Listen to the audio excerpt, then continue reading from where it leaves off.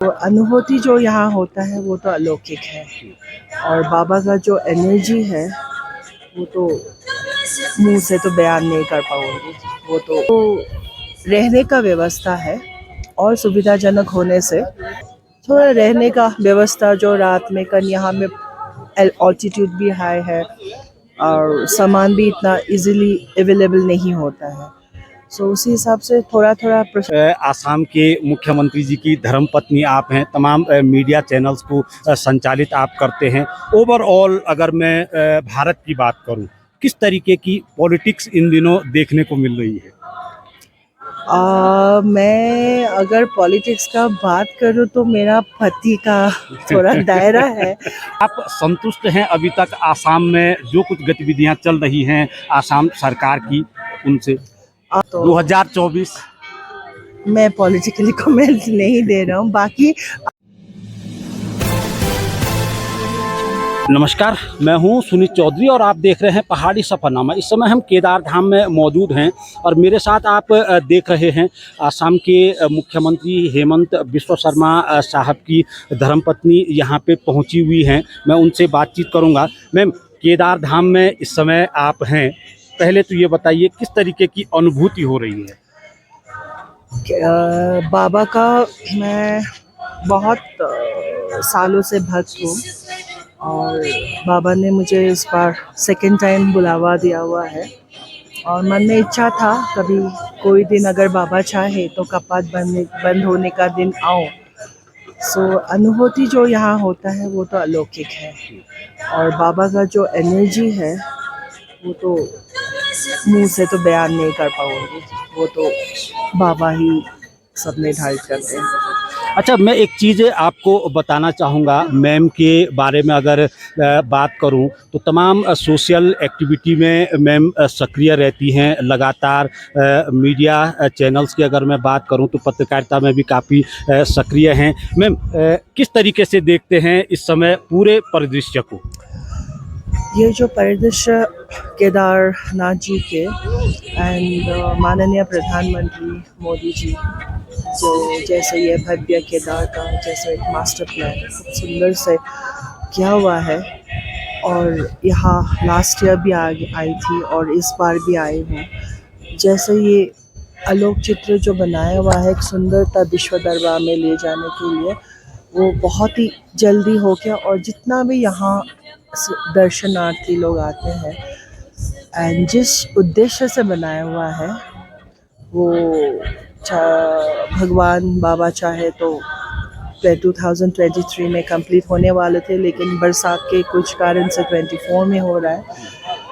लेकिन वो जो परिदृश्य जो देख रहा है वो तो बयान का भी बहारी है, बहुत सुंदर है और जो दर्शनार्थी के लिए है एंड जो बाबा को विश्व दरबार में लेके प्रतिष्ठित किया है वो एक बहुत सुंदर प्रयास है। मैम, अगर मैं पिछले 2 वर्षों की बात करूं, कोरोना काल को अगर मैं छोड़ दूं तो जो हमारे मठ मंदिर हैं, धर्म स्थल हैं, वहां पे तीर्थ यात्रियों की संख्या लगातार बढ़ रही है।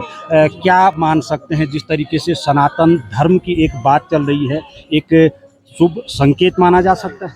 ये तो बहुत ही शुभ संकेत है। पहले जो केदार बाबा का जो पहले मैं भी तो अगर मुझे ही बोले तो मैं भी 2 बार सोचती थी जब बाबा का पास कैसे आऊँ, आने का यातायात यात्रा कैसे रहेगी, कैसे जाऊँ।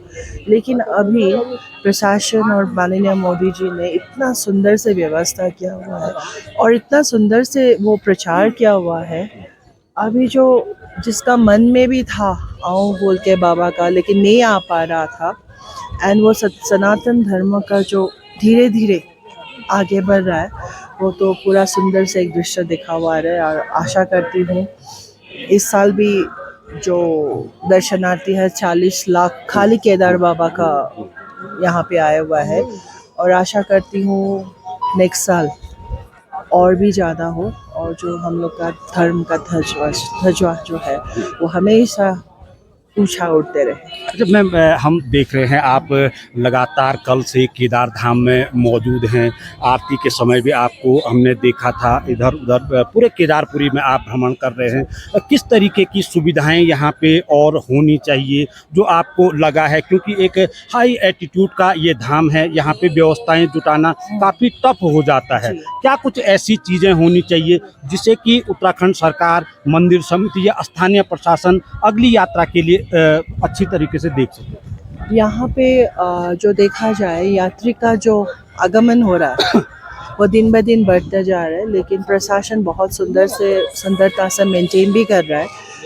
खाली यहाँ पे जो पहले से लास्ट ईयर भी आया था, जो रहने का व्यवस्था है और सुविधाजनक होने से आशा करती हूँ और यात्री आना जाना, और जो केदार में रह के जो रात में अनुभूति होता है वो ज़्यादा प्रभाव बाबा का फील कर सकते हैं। बाकी जो प्रशासन है, व्यवस्था है, बहुत सुंदर से मैनेज हो रहा है। खाली थोड़ा रहने का व्यवस्था जो रात में यहाँ में ऑल्टीट्यूड भी हाई है और सामान भी इतना इजीली अवेलेबल नहीं होता है। सो उसी हिसाब से थोड़ा थोड़ा प्रशासन बहुत ही आगे बढ़ रहा है, बहुत ही सुंदरता से कर रहा है, लेकिन और भी थोड़ा आगे बढ़ जाने से और भी सुविधाजनक होगा। मैम हालांकि केदार धाम में हम मौजूद हैं, मुझे अन्य बातों पे चर्चा नहीं करनी चाहिए, मगर आसाम के मुख्यमंत्री जी की धर्मपत्नी आप हैं, तमाम मीडिया चैनल्स को संचालित आप करते हैं। ओवरऑल अगर मैं भारत की बात करूं, किस तरीके की पॉलिटिक्स इन दिनों देखने को मिल रही है? मैं अगर पॉलिटिक्स का बात करूँ तो मेरा पति का थोड़ा दायरा है और मैं कम्प्लीटली एंटरप्रेन्योरशिप का लाइन में हूँ। सो वो मैं समझती हूँ मेरे बयान से वो जो बोलेंगे वो ज़्यादा मायने रखेंगे इंडियन पॉलिटिकल सिनेरियो। नहीं, मैं इसलिए भी कहना चाह रहा था क्योंकि आसाम उत्तराखंड से काफ़ी दूर है, उसके बावजूद भी हेमंत जी की आवाज़ यहाँ तक पहुँची जाती है। वो बाबा का कृपा है, और जैसे माननीय मोदी जी और अमित शाह जी बहुत सुंदर से भारतीय जनता पार्टी का जो कार्यक्रम है वो जैसे संचालन करते जाते हैं, जैसे उसको आदेश मिलते हैं वो काम करते जा रहे हैं। वर्कaholic है, एक ही चीज़ बोल सकती हूँ, वर्कaholic है, और हमेशा आगे बढ़ने का एक मन में ये रहता है। सो इसीलिए वो कैसे आसाम को आगे ले जाए, कैसे आसाम को वन ऑफ द अच्छा स्टेट प्रतिष्ठित कर सके, उसी सुविधा में, उसी काम में जुटे रहते हैं। तो क्योंकि सीएम साहब का आप अभिन्न हिस्सा हैं, हर सुख दुख में उनके साथ रहते हैं, आप संतुष्ट हैं अभी तक आसाम में जो कुछ गतिविधियां चल रही हैं आसाम सरकार की उनसे? अगर मैं बोलूँ तो लास्ट अभी उसका 2 साल कंप्लीट होके 3rd ईयर में आ रहा है। सो वो जो कार्य हाथ में लिया हुआ था, सो धीरे धीरे अभी दिख रहा है, एंड आशा करती हूँ और बहुत सारा कुछ प्लान किया हुआ है आसाम को आगे ले जाने के लिए। वो 5 साल के आगे धीरे धीरे संपन्न हो जा रहा है, लेकिन अभी जो 2 साल में जो प्लानिंग था अभी 3rd ईयर से वो धीरे धीरे आग से दिखना शुरू कर रहे हैं। सो डेफिनेटली संतुष्ट हूँ, लेकिन और भी करना है। आप जरूर मार्गनिर्देशन करते होंगे सीएम साहब का, आपकी बातों को मानते हैं?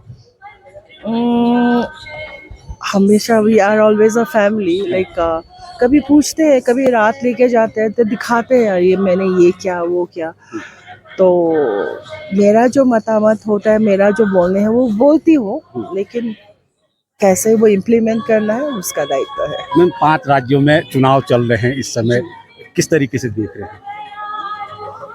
अभी अगर बोलूँ तो माननीय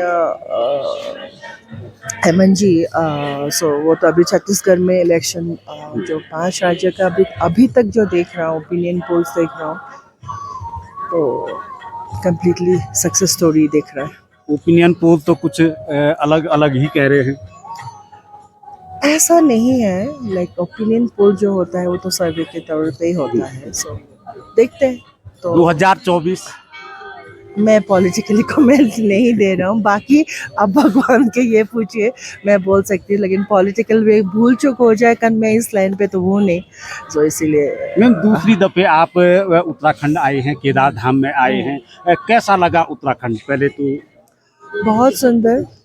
एंड यहाँ पे जो प्रशासन ने जो हेल्प किया हुआ है, जो जैसे इतना सुंदर से मैं व्यवस्था करके इतना सुंदर से दर्शन दिया हुआ है, उसके लिए बहुत बहुत धन्यवाद ज्ञापन करती हूँ। और उत्तराखंड का सीएम साहब बहुत ही माने आगे देखने वाला सीएम है। एंड आशा करती हूँ और भी आगे जाए और ये स्टेट और आगे बढ़वा के लेके जाए। मैम